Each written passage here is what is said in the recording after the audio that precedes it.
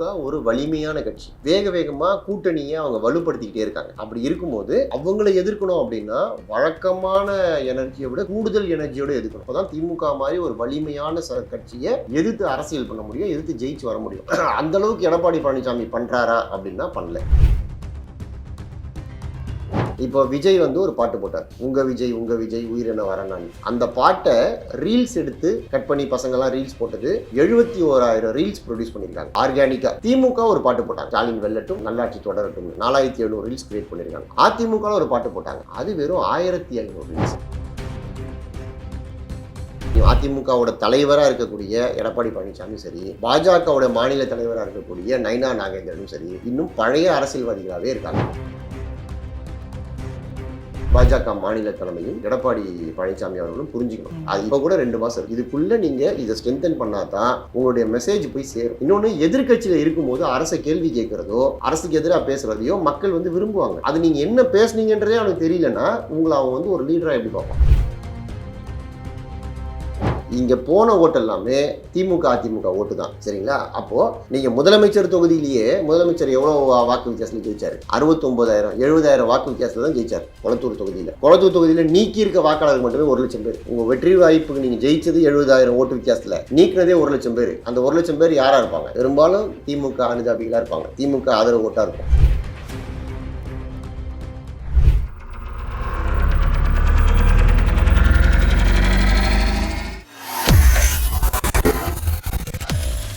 வேலை வேண்டுமா? Blue ocean இருக்கிறது. 10th 12th டிப்ளமோ டிகிரி படித்தவர்களுக்கு உணவு, தங்குமிடம், இஎஸ்ஐ, PF இன்சூரன்ஸ் உள்ளிட்ட சலுகைகளுடன் அனுபவத்திற்கேற்ற நல்ல சம்பளம் 15,000 முதல் 30,000 வரை. பெண்களுக்கு முன்னுரிமை. 2,000க்கும் மேற்பட்ட வேலை வாய்ப்புகள் உள்ளன. இப்போதே தொடர்பு கொள்ளுங்கள். Blue ocean.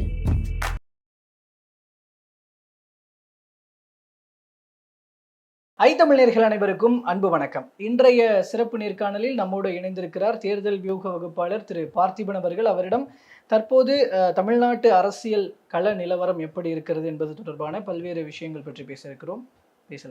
வணக்கம் சார். வணக்கம். இப்போ அதிமுக கூட்டணிக்கு தான் இப்போ வரேன். இங்கே தொகுதி பங்கீட்டில் நிறைய பிரச்சனைகள் போயிட்டு இருக்கு. இங்கே பேசி சால்வ் ஆகாததுனால தான் அமித்ஷாவை பார்க்க EPS போயிருந்தாரு. இப்போ அங்கே போய் பேசிட்டு வந்ததுக்கப்புறம் கொஞ்சம் ஒரு மாதிரி ஒரு சிரிப்போடு வராருன்னா ஒரு நம்பிக்கை கிடைச்சிருக்கு அப்படின்னு. அதில் சில விஷயங்கள் தகவல்கள் வருது. இப்போது அமித்ஷா என்ன சொல்லி இப்போ SIRலாம் இருக்குது, கவலைப்படாதீங்கலாம் சொல்லி அமைச்சிருக்கிறாரு அப்படின்லாம் தகவல்கள் வருது. இங்கே அதிமுகவை பாஜக என்னெல்லாம் சொல்லி இது பண்ணிட்டு இருக்காங்க. மோரோவர் இங்கே கூட்டணி தலைவராக இருக்கிற எடப்பாடி பழனிசாமியோட செயல்பாடுகள் போதுமான அளவுக்கு இருக்கா இந்த கூட்டணியை பலப்படுத்துகிற ப்ராசஸ்? போதுமான அளவுக்கு இல்லை. ஏன்னா திமுக ஒரு வலிமையான கட்சி. வேக வேகமாக கூட்டணியை அவங்க வலுப்படுத்திக்கிட்டே இருக்காங்க. அப்படி இருக்கும்போது அவங்கள எதிர்க்கணும் அப்படின்னா வழக்கமான எனர்ஜியை விட கூடுதல் எனர்ஜியோடு எதிர்க்கணும். அப்போ தான் திமுக மாதிரி ஒரு வலிமையான கட்சியை எதிர்த்து அரசியல் பண்ண முடியும், எதிர்த்து ஜெயிச்சு வர முடியும். அந்தளவுக்கு எடப்பாடி பழனிசாமி பண்ணுறாரா அப்படின்னா பண்ணல. அமித்ஷா 1 வருஷத்துக்கு முன்னாடியே அதிமுக கூட கூட்டணின்னு சீல் பண்ண போது 1 வருஷத்துக்கு முன்னாடியே வேலையை ஆரம்பிச்சிட்டாங்க.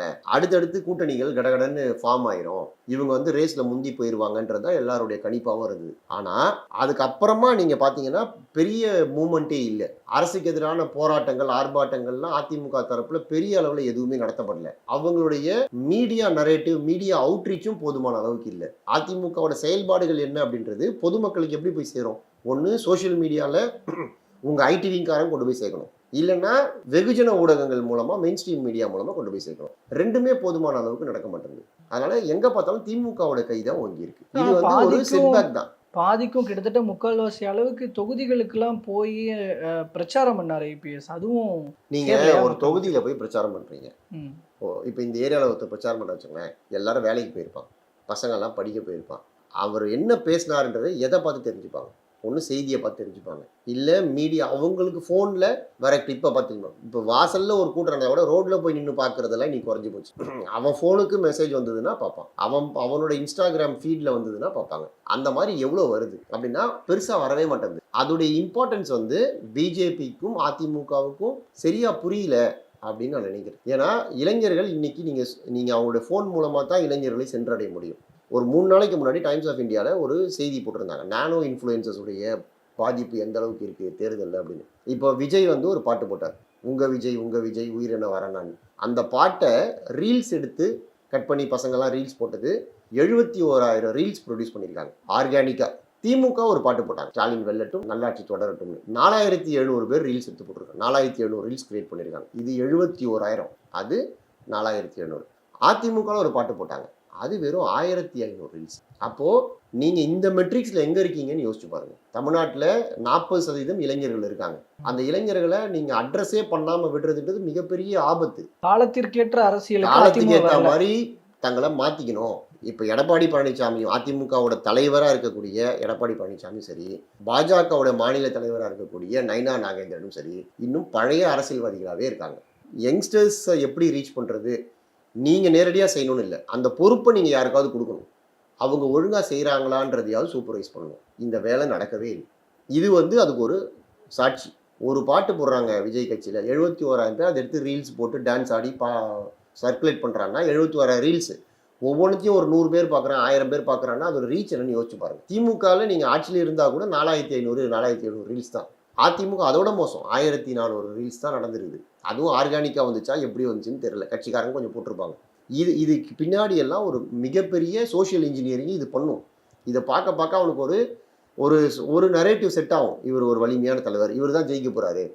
இவன் பார்க்கவே இல்லைன்னு வச்சுங்களேன், out of sight out of mind. நீங்க பார்க்கல அப்படின்னா மறந்துடுவான். தகவல் தொழில்நுட்ப பிரிவை ஸ்ட்ராங் பண்ண வேண்டி இருக்கு. கண்டிப்பா பண்ணணும். அதுக்கு அவங்க பெரிய இம்பார்ட்டன்ஸ் கொடுக்க மாட்டாங்க. நம்ம பழைய மாடல்ல கிரவுண்டுக்கு போறோம், தெருமுனை பிரச்சாரம் பண்றோம், கூட்டம் போடுறோம், மாநாடு போடுறோம், நலத்திட்டம் போடுறோம், பாக முகவர் பயிற்சி பட்டறை நடத்துறோம், அவங்களெல்லாம் பூத் கமிட்டி போடுறோம். இதெல்லாம் கண்டிப்பா செஞ்சுதான் ஆகணும். கூடுதலாக இதெல்லாம் கட்சிக்காரங்க, அந்த கட்சிக்காரங்க வீட்டுக்கு போய் எல்லாம் பேசுவாங்க. இதை தாண்டி ஒவ்வொருத்தருடைய செல்போனுக்குள்ளேயும் போகிறதுக்கு நீங்க என்ன பண்ணிருக்கீங்க, அதிமுகவும் பாஜகவும் அப்படின்னா, நீங்க திமுகவுக்கும் உங்களுக்கும் மலைக்கும் மடுவுக்குமான வித்தியாசம். திமுக சிஎம்ஏ இன்ஃப்ளூயன்சர்ஸ் மீட்டுக்கு போறாரு, அங்க போய் பேசுறாரு.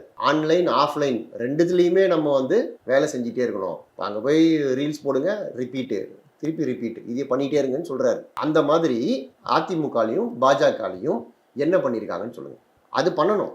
அதை பண்ணாம நீங்க தவிர்க்கவே முடியாது. சரி, நான் கேட்குறேன், இப்போ அது தேவையில்லை அப்படின்னு நினைச்சா மோடி அது தேவைன்னு நினைக்கிறார். இன்னைக்கு உலகத்திலேயே இன்ஸ்டாகிராம்ல அதிகமான பின்தொடர்பாளர்களை வச்சிருக்கிற ஒரே அரசியல் தலைவர் மோடி தான். 10 கோடி பேருக்கு மேலே வச்சிருக்காரு இன்ஸ்டால. அப்போ அவர் அது தேவைன்னு நினைக்கிறார்ல, அது நினைக்கிறதுனால தான் இன்னைக்கு அவர் 3வது முறையாக பிரதமர் ஆயிருக்காரு. அதோட இம்பார்ட்டன்ஸை இங்க இருக்கிற பாஜக மாநில தலைமையும் எடப்பாடி பழனிசாமி அவர்களும் புரிஞ்சுக்கணும். அது இப்போ கூட 2 மாசம் இருக்கு. இதுக்குள்ள நீங்க இதை ஸ்ட்ரென்தன் பண்ணாதான் உங்களுடைய மெசேஜ் போய் சேரும். இன்னொன்று, எதிர்கட்சியில இருக்கும்போது அரசை கேள்வி கேட்கறதோ அரசுக்கு எதிராக பேசுறதையோ மக்கள் விரும்புவாங்க. அது நீங்க என்ன பேசுனீங்கன்றதே அவனுக்கு தெரியலன்னா உங்களை அவன் ஒரு லீடரா எப்படி பார்ப்பான்? அந்த இடத்துல அவங்க கொஞ்சம் கோட்டை விடுறாங்க. ஏதோ ஓரளவு செயல்படுறதும் மக்கள் கிட்ட போய் சேர மாட்டேங்குது. நீங்க செயல்படுறீங்கன்றது மக்களுக்கு தெரியணும்ல. இதுல இன்னொரு விஷயம், இப்போ ஒரு பக்கம் திமுக இப்போ இருக்கிற எலெக்ஷனில் ஒரு 10 ஓட்டு 20 ஓட்டோட இம்பார்ட்டன்ஸ் கூட என்னன்னு தெரிஞ்சு சின்ன சின்ன கட்சிகள் எல்லாம் சேர்த்து தான் இப்போ ஒரு 26 கட்சி அளவுக்கு சேர்த்துருக்குறாங்க. இது வரைக்கும் இல்லாத அளவுக்கு அப்படின்னு பார்க்கப்படுது. ஆனால் அதிமுக இப்போ ஒரு 10+ தான் இருக்கிறாங்க. இபிஎஸ் மற்ற சிறு கட்சிகளெல்லாம் சேர்த்துக்கிறத பெரிய இன்ட்ரெஸ்ட் காட்டுற மாதிரி தெரில. ஏன் அவர் அந்த முடிவுக்கு வந்திருக்கிறாருன்னு நினைக்கிறீங்க? ஏன் நிறைய கட்சிகளை சேர்த்துக்கிறதுல ஒரு ஆர்வம் காட்டலன்னு நினைக்கிறேன். அது எனக்கு வேற ஒரு பார்வை இருக்கு. ஒரு வகையில எடப்பாடி பண்றது கரெக்டுன்னு கூட நான் நினைக்கிறேன். ஏன்னா எல்லாரையும் நீங்க சேர்த்துக்கிறது கூட ஒரு வகையில தொல்லையா போயிடும். நம்ம ஏற்கனவே பேசின மாதிரி அவங்களுக்கு தொகுதி ஒதுக்குறதுல இருந்து, அவங்களுக்காக நம்ம கட்சிக்காரங்க வேலை செய்யும் ஓட் டிரான்ஸ்ஃபர் ஆகிறதுல இருந்து நிறைய சிக்கல் இருக்கு.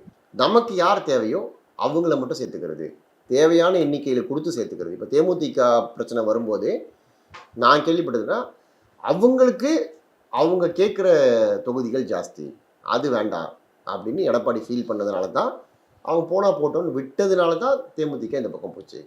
ஸோ அவருக்கு ஒரு கணக்கு இருக்குது, இந்த தொகுதிக்கு இந்த கட்சி இவ்வளோதான் இதோட வேல்யூ, இது கேட்டால் கொடுக்கலாம், இதுக்கு மேலே கேட்டால் கொடுக்க வேணாம் அப்படின்னு.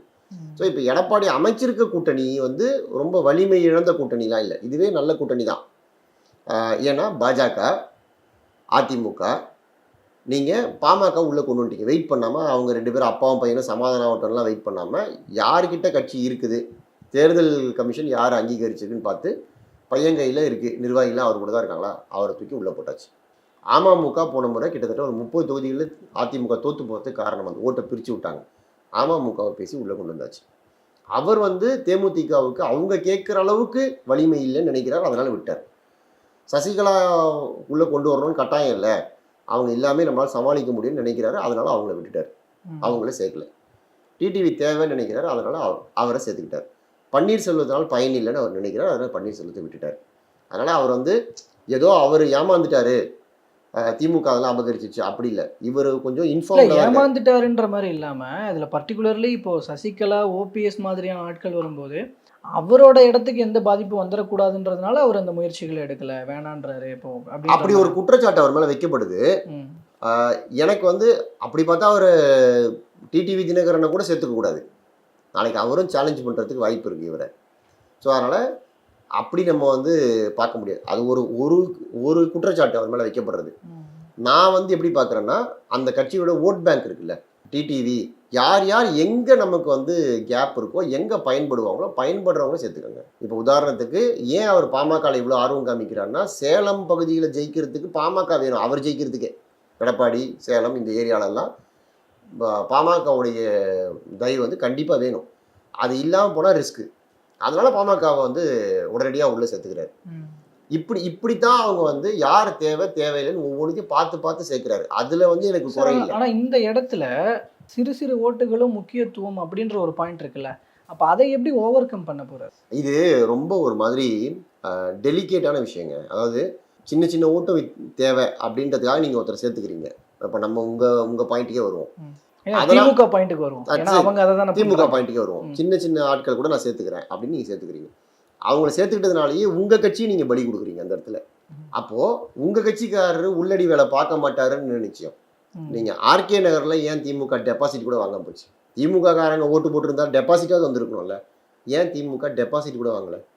ஒவ்வொரு தேர்தலும் புது தேர்தல், ஒவ்வொரு தொகுதிக்கும் தனித்தனியான குணாதிசயங்கள் இருக்கு.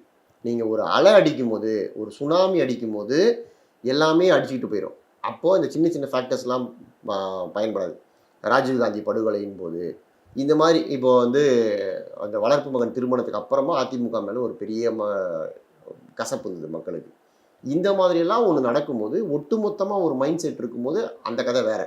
அப்படிலாம் இல்லாமல் ஃப்ராக்மெண்டடாக இருக்கும்போது ஒரு கிளியர் ஸ்கையில் நம்ம ஒரு எலெக்ஷனுக்கு போகும்போது ஒவ்வொரு தொகுதிக்குள்ளேயும் கம்யூனிட்டி பலம், அங்கே யார் பணம் கொடுக்குறாங்க, யார் மேலே அலிகேஷன் இருக்குது, யாரெல்லாம் சேர்ந்து வேலை செய்கிறாங்க, கிரவுண்டில் வேலை செய்கிறாங்க, யார் வேலை செய்யலை, இப்படி எல்லா ஃபேக்டர்ஸும் சேர்ந்து தான் இது பண்ணும். நீங்கள் ஏற்கனவே கேட்ட மாதிரி அமித்ஷா எஸ்ஐஆர் இருக்குது தைரியமாக போங்கன்னு சொன்னது வந்து எஸ்ஐஆர் ஒரு முக்கியமான ஃபேக்டர். ஏன்னா இந்த அளவுக்கு ஸ்பெஷல் இன்டென்சிவ் ரிவிஷனுக்கு அப்புறமும் நடக்கிற முதல் தேர்தல். ஒவ்வொரு தமிழ்நாட்டில் கிட்டத்தட்ட 1 கோடி பேரை நீக்கியிருக்கோம், 97 லட்சம் பேரை வாக்காளர் பட்டியலேருந்து நீக்கியிருக்காங்க. அப்போ நீங்கள் இந்த வாக்காளர் பட்டியல் நீக்கிறவங்களாம் யார்? அவங்கெல்லாம் ஒன்று திமுக அதிமுக ஆதரவாளர்கள். எப்படி நீக்குவாங்க? ஒன்று இறந்து போயிருப்பாங்க. இப்போ நம்ம வீட்டில் ஒரு வயசான தாத்தாவோ பாட்டி இறந்துட்டாங்கன்னா நம்ம உடனே தேர்தல் கமிஷனில் போய் எங்கள் தாத்தா செத்து போயிட்டாரு, அவர் பேரை ஓட்டர் லிஸ்ட்லேருந்து எடுங்கன்னு எத்தனை பேர் அப்ளை பண்ணுறாங்க? அதெல்லாம் யாரும் அப்ளை பண்ணுறாங்க? அது அப்படியே இருக்கும். அது வந்து திமுக குடும்பமாக இருந்தால் அந்த திமுக ஆட்கள் அந்த ஓட்டை யூஸ் பண்ணிப்பாங்க. அதிமுக குடும்பமாக இருந்தால் அதிமுக ஆட்கள் யூஸ் பண்ணிப்பாங்க. யாரோ ஒருத்தர் அங்கே யார் ஸ்ட்ராங்காக இருக்காங்களோ அந்த ஓட்டை அவங்க ஏதோ ஒரு வகையில் கள்ள ஓட்டாக போட்டுடுறாங்க. ரெண்டாவது மல்டிபிள் என்ட்ரி.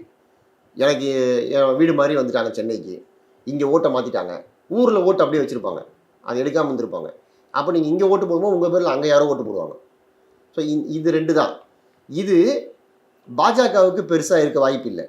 ஏன்னா அவங்களுக்கு ட்ரெடிஷ்னல் ஓட் பேங்க்கு கிடையாது, அவங்களுக்கு இழக்கிறதுக்கு ஒன்றும் கிடையாது. விஜய்க்கும் இந்த பிரச்சனை கிடையாது. இங்கே போன ஓட்டு எல்லாமே திமுக அதிமுக ஓட்டு தான். சரிங்களா? அப்போது நீங்கள் முதலமைச்சர் தொகுதியிலேயே முதலமைச்சர் எவ்வளோ வாக்கு வித்தியாசத்தில் ஜெயிச்சார்? 69,000 70,000 வாக்கு வித்தியாசத்தில் தான் ஜெயிச்சார் கொளத்தூர் தொகுதியில். கொளத்தூர் தொகுதியில் நீக்கி இருக்க வாக்காளர்கள் மட்டுமே 1 லட்சம் பேர். உங்கள் வெற்றி வாய்ப்புக்கு நீங்கள் ஜெயிச்சது 70,000 ஓட்டு வித்தியாசத்தில், நீக்கினதே 1 லட்சம் பேர். அந்த 1 லட்சம் பேர் யாராக இருப்பாங்க? பெரும்பாலும் திமுக அனுதாபிகளாக இருப்பாங்க, திமுக ஆதரவு ஓட்டாக இருக்கும். இது எல்லாமே இம்பேக்ட். நீங்கள் வந்து 100 ஓட்டு 200 ஓட்டு நம்ம இங்கே பேசிக்கிட்டு இருக்கோம், கொத்து கொத்தா லட்சக்கணக்கில் ஓட்டை தூக்கியிருக்காங்க. இது வந்து ரிசல்ட்டில் தான் நமக்கு தெரியும். இதை பெரிய அளவில் அதிமுக கூட்டணி இதை நம்புகிறாங்க. இந்த எஸ்ஐஆர் திமுகவுக்கு பெரிய பாதிப்பை ஏற்படுத்தணும், அது பாதிப்பை ஏற்படுத்தும்னு தெரிஞ்சதுனால தான் திமுக காரங்க ரொம்ப கவனமாக நம்ம ஓட்டு ஒன்று கூட போயிடக்கூடாது. நீங்கள் பார்த்தீங்கன்னா எலெக்ஷன் கமிஷன் ஆட்களோட திமுக ஆளுங்க தான் கூடவே போய் கிட்டந்து ஒவ்வொரு வேலையை செஞ்சாங்க. அது ஏடிஎம்கே கூட அந்த அளவுக்கு செய்யலை. ஏன்னா அதோட இம்பேக்ட் அவங்களுக்கு தெரியும். அதுதான் சொல்கிறேன், திமுக ஒரு மிகப்பெரிய கட்சி, அவங்களுக்கு கிரவுண்டு பாலிடிக்ஸில் இருந்து நரேட்டிவ்ல இருந்து எல்லாமே தெரியும். அதனால் எல்லா பக்கமும் அடிச்சாடுறாங்க. ஒரு பக்கம் சோஷியல் மீடியா நரேட்டிவையும் மெயின்டைன் பண்ணுறாங்க, மெயின் ஸ்ட்ரீம் மீடியாவும் மெயின்டைன் பண்ணுறாங்க, கிரவுண்டில் வேலைகளும் ஒழுங்காக நடக்குதான்றதை பார்க்குறாங்க. நீங்கள் ஒரு விஷயத்தை கூட அவங்க விடுறதில்ல. இப்போ உதாரணத்துக்கு நேற்று த்ரிஷா கூட விஜய் போகிறாரு, எல்லாரும் அதை பற்றி பேசுகிறாங்கன்னா, இன்றைக்கி காலைல சிஎம் அவர் ஒய்ஃப் கூட வாக்கிங் போகிறார். வாக்கிங் போய் அது டிவியில் நியூஸில் போடுறாங்க, கார்டாக போடுறாங்க. எவ்வளோ நுணுக்கமாக ஸ்ட்ராட்டஜி பண்ணுறாங்க பாருங்கள். ஆக்சுவலாக அதை யதார்த்தமாக அப்போ எடுத்துக்கக்கூடாது. நீங்கள் அரசியல் எதையுமே நீங்கள் யதார்த்தமாக எடுத்துக்கூடாது. சிஎம் அவர் மனைவி கூட எத்தனை முறை வாக்கிங் போன ஃபோட்டோ நீங்கள் பார்த்துருக்கீங்க? நான் பார்க்கும்போது இதுவே புதுசாக தான் இருந்தது. இதுதான் முதல் முறையாக பொது வெளியில் அவங்க வாக்கிங் போகிற ஃபோட்டோ. கல்யாணத்துக்கு போவாங்க, மற்ற இடத்துல குடும்ப நிகழ்ச்சிகளில் நீங்கள் பார்த்துருப்பீங்க. அவர் மனைவி கூப்பிட்டு வாக்கிங் போன ஃபோட்டோ இதுக்கு முன்னாடி நீங்கள் எங்கேயா பார்த்துருக்கீங்களா? அதுதான் அரசியல். அவங்க சுவாசிக்கிறதே அரசியல். 24 மணி நேரம் அரசியல் சிந்தனை தான் அவங்களுக்கு. நேற்று நைட்டு இது ஒரு பிரச்சனை வருது, சமூக ஊடகத்தில் எல்லாரும் பேசுகிறாங்க. இன்றைக்கி காலைல சிஎம் அவர் மனைவி கூட ஒரு மாஸ்டர் ஸ்ட்ரோக்கு, மனைவி கூட வாக்கிங் போகிறாரு, அவங்க வந்து ஒரு ஃபோட்டோ போடுறாங்க. அப்போ பார்க்குறவங்க சோஷியல் மீடியா என்ன பேசுவாங்க, இது பாருங்கள் இதுதாங்க குடும்பம், அவர் பாருங்கள் இந்த வயசுலையும் அவர் ஒய்ஃபை கூப்பிட்டு முதலமைச்சர் எவ்வளோ வேலை இருக்கும் வாக்கிங் போகிறாரு, இப்படி தான் ஒருத்தருக்கு ஒருத்தர் அந்யோன்யமாக இருக்கணும். இப்போ இவங்க பாருங்கள் பொண்டாட்டி கூட வாழ தெரில அப்படின்னு இவங்க விமர்சனம் பண்ணுவாங்க. அதுக்கான ஒரு கண்டென்ட்டு கொடுக்குறாங்க. நீங்கள் அரசியலில் எதுவுமே சாதாரணமாக நடக்குது, அதுவாக நடந்தது, கோயின்சிடென்ஸுன்றதுக்கும் அரசியலுக்கும் சம்மந்தமே கிடையாது. அரசியலில் எல்லாமே இன்டென்ஷன், எல்லாமே ஸ்ட்ராட்டஜி. அப்படிப்பட்ட ஒரு கட்சி கூட மோதும் போது எவ்வளோ வேலை செய்யணும். அவங்க 1 மடங்கு வேலை செய்யணும், நீங்கள் 3 மடங்கு வேலை செய்யணும். நீங்கள் குப்பரை அடித்து தூங்குனீங்கன்னா ஒன்றுமே பண்ண முடியாது, அவங்க கூட போட்டியே போட முடியாது. அதிமுக விஷயத்தை பொறுத்த வரைக்கும் இங்கே பாஜக அவங்கள கபலீகரம் பண்ணிட்டு இருக்குன்ற ஒரு பார்வை. இந்த எலெக்ஷனை பொறுத்த வரைக்குமே கூட நிறைய முடிவுகள் எடுக்கப்பட்டது, நிறைய நகர்வுகள் நடந்தது பாஜகவோட முயற்சிகளால் தான் அப்படின்ற விஷயம் இருக்குது ஆல்ரெடி. இன்னொரு பக்கம் பார்த்தா அப்படியே இங்கே நிதிஷ்குமாரோட விவகாரம் பார்க்கும்போது அவர் சிஎம் பதவி இது பண்ணிட்டு அங்கே எம்பி ஆகணும்னு போகிறாரு. இங்கே அந்த பதவிக்கு பாஜக வரும் அப்படின்ற ஒரு விஷயம் ஜேடியூலேருந்து எல்லாரும் அதை எதிர்த்துட்ருக்குறாங்க. இப்போ அங்கே நிதிஷ்குமாரையும் இங்கே இபிஎஸ்ஸையும் ஆக்சுவலி கனெக்ட் பண்ணி பார்க்குற ஒரு பார்வையும் வைக்கப்படுது. இன்கேஸ் அதிமுக பாஜக கூட்டணி ஜெயிக்கும் பட்சத்தில், ஆட்சி அமைக்கும் பட்சத்தில் இபிஎஸ்க்கும் இதே நிலைமை வருமா, இபிஎஸ்சி இதே மாதிரி பாஜக ஹேண்டில் பண்ணுவாங்களா அப்படிங்கிற ஒரு விஷயம், அதுக்கு சாத்தியக்கூறுகள் இருக்குன்னு எடுத்துக்கலாமா? எனக்கு வந்து இந்த கம்பேரிசன் சரியான கம்பேரிசனாக தெரியல. ஏன்னா நிதிஷுக்கு உடம்பு சரியில்லை, வயது மூப்பு காரணமாக அவர் வந்து ரிட்டையர் ஆக வேண்டிய ஸ்டேஜில் தான் இருக்கார். அவர் 3 முறை முதலமைச்சராக இருந்துட்டார். இந்த முறை அவரை வச்சு ஜெயிச்சிட்டாங்க. ஸோ அவரால் தொடர்ந்து இயல்பாக ஃபங்க்ஷன், அந்த வயசு மூப்பு காரணமாக அவருக்கு வந்து நிறைய மறந்துடுறாரு, இதெல்லாம் இருக்குது. எடப்பாடி பழனிசாமி அப்படி இல்லை, அவர் வந்து ஷ்ரூடு பொலிட்டிஷியன். அவரை நம்ம நிதிஷ் கூட கம்பேர் பண்ண முடியாது. அந்த வேலையை அதனால் பாஜக இந்த எலெக்ஷனில் இங்கே பண்ணாது. பாஜகவுக்கு அதிமுக மேலே பாசமெல்லாம் கிடையாது. அவங்க தமிழ்நாட்டுக்குள்ளே கால் விடணும், தமிழ்நாட்டில் நம்ம ஆட்சியை பிடிக்கணும், தனியாகவே ஆட்சிக்கு வரணுன்றது அவங்களுடைய எண்ணம். இன்றைக்கி அதுக்கான கால சூழல் தமிழ்நாட்டில் இல்லை. அதனால் யாரோ ஒருத்தருடைய கூட்டணியில் சேர்ந்து தமிழ்நாட்டுக்குள்ளே முதல்ல நம்ம கூட்டணியாக வருவோம், கூட்டணி ஆட்சி அமைப்போம், அதுக்கப்புறம் எதிர்கட்சியாக வளருவோம், அதுக்கப்புறம் ஆளுங்கட்சியாக போவோன்ற அவங்க எப்போவுமே பாஜக ஸ்டடி அண்டு ஸ்லோ அண்ட் ஸ்டடியாக தான் போவாங்க. அப்படியே போயிட்டே இருப்பாங்க. இப்போயே 25 வருஷத்துக்கான பிளானை கையில் வச்சுருப்பாங்க, அதை நோக்கி நகர்ந்துக்கிட்டே இருப்பாங்க. அதனால் நீங்கள் நிதிஷுக்கு நடந்தது நாளைக்கே எடப்பாடிக்கு நடந்துடும், நாளைக்கே நடக்காது, இன்னொரு 5 வருஷம் கழிச்சு நடக்கலாம். இல்லை அதான் நானும் இப்போவேன்னு சொல்லலை, பட் காலப்போக்கில் அப்படிதான் நடக்கும்.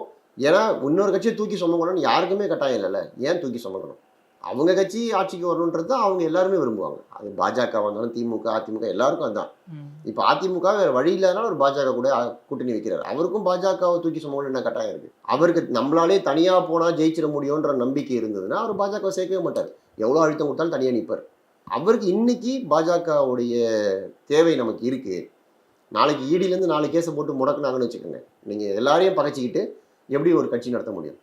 அதனால் அரசியல் ராஜதந்திரங்களில் எல்லாத்தையும் பார்த்து தான் நம்ம வந்து தன் வழியும் வினை வழியும் துணை வழியும் எல்லா வழியும் தூக்கி செயல், இதெல்லாம் பார்த்தா தான் நம்ம வந்து ஜெயிக்க முடியும். நீங்கள் வீம்பா யோசிச்சிங்கன்னா ஜெயிக்க முடியாது.